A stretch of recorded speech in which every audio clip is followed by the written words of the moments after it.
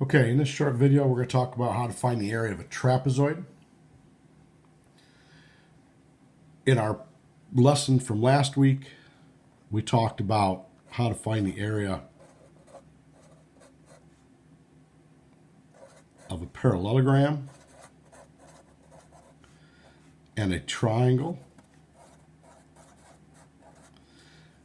In this lesson, we're going to talk about a trapezoid, and we're also going to add a circle. So let's start with just any old trapezoid here.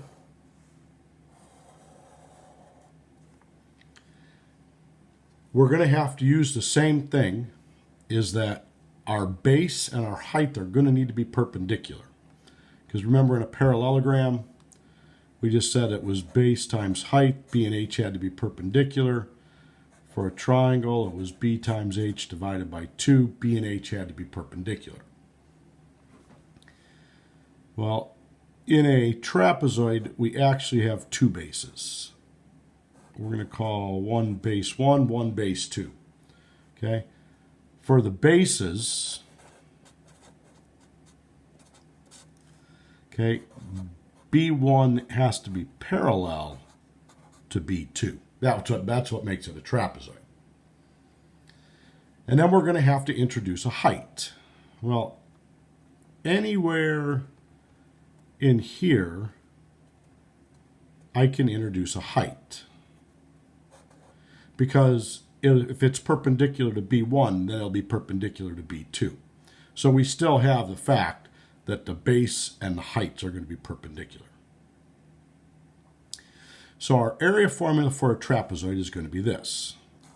Area is going to equal 1/2 times the height times base 1 plus base 2.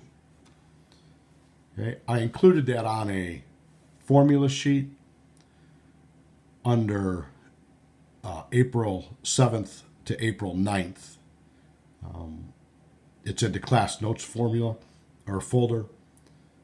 It has a bunch of area formulas for you. So let's put this into practice real quick. Let's start with a trapezoid.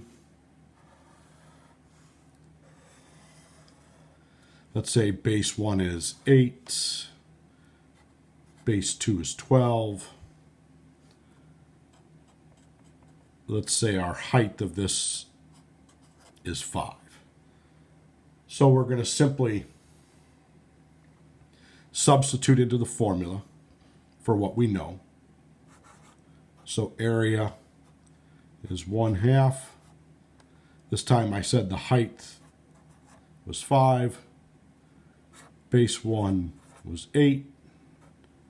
Base 2 was 12. And now I'm just going to do the arithmetic. So right here we have 20. 20 times 5 is 100. And half of 100 is 50. So the area is 50 units squared.